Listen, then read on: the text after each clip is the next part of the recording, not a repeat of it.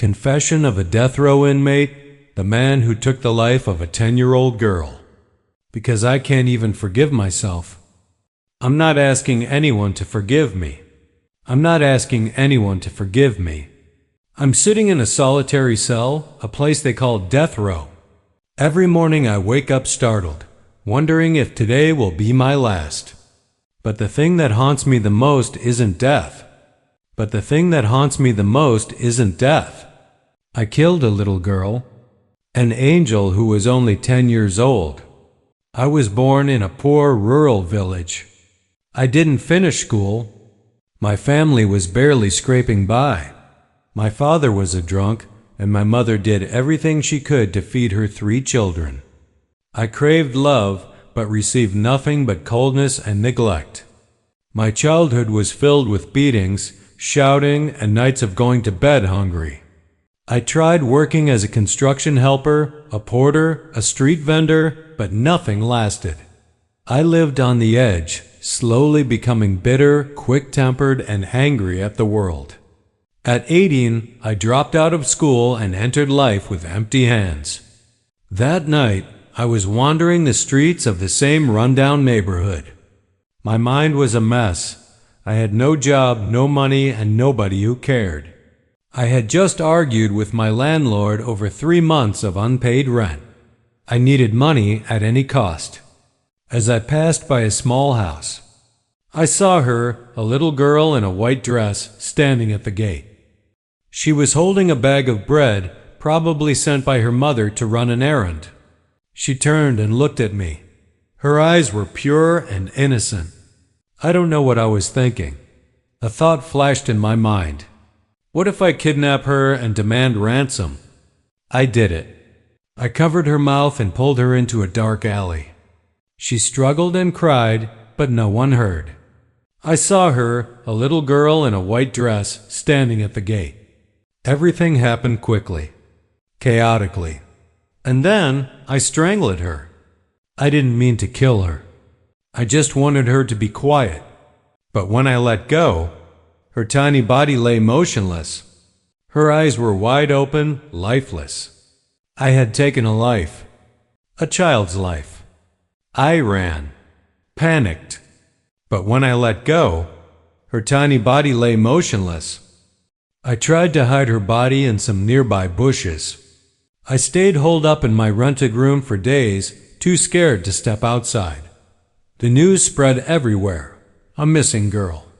TV, radio, social media, all filled with her face. When they found her body, the public exploded with anger and grief. I knew I couldn't run, and I didn't. A week later, the police broke down my door. I didn't resist.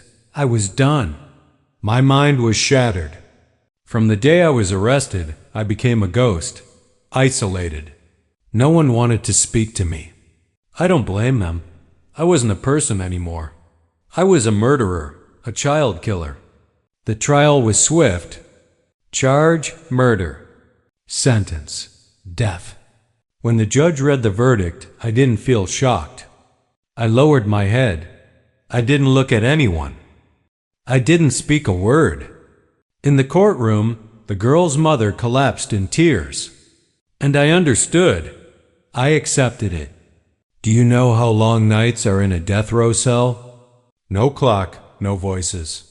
Just darkness and the sound of wind through iron bars. Some nights I cried into my pillow like a child.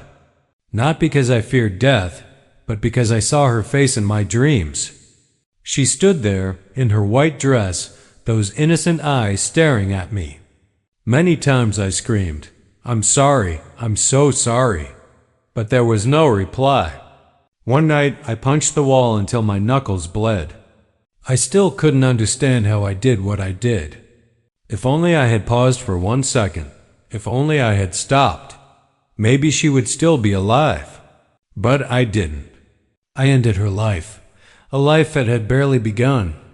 One day I had a visitor. It was the girl's mother. I couldn't believe it. I thought she would hate me forever. I expected her to spit at me, curse me, scream. But she stood there, tired, quiet, holding a letter. She said, "I can't forgive you, but I don't want to live in hatred anymore. I want my daughter to rest in peace." I broke down. I knelt on the floor, crying, apologizing over and over. She didn't say anything else. She placed the letter on the table and walked away. In that letter, just one simple line: "If another life exists, be a good man. Don't carry more sin. If another life exists, be a good man. Don't carry more sin." I'm not asking for clemency. I don't deserve it. But deep inside I have one wish, that someone someday hears my story and chooses a different path, a path of compassion. Because anger, despair, and hatred destroy everything, including your soul. I am a murderer. I stole a child's future. I deserve to die. But before I go, I want to say, I regret everything. I've lost everything: freedom, dignity, life. But the greatest pain is knowing I caused someone else to lose their most precious treasure, their child. No amount of apologies will ever be enough. But I still want to say, I'm sorry. I'm sorry for what I've done to your daughter. If another world exists, a world without pain and sin, I wish I could live again as a kind, honest man. I won't blame my childhood or my circumstances. There are people who've suffered more than me but still chose goodness. I chose wrong, and I will pay with my life. If you are listening to this story, don't see me as a victim. I am the one who caused pain. But if you ever feel hopeless, if you ever want to hurt someone out of rage or despair, please stop. Just 1 second of pause can save a life. I'm a death row inmate. I don't seek forgiveness, but I hope someone out there will listen and choose not to follow in my footsteps, because some mistakes can never be undone.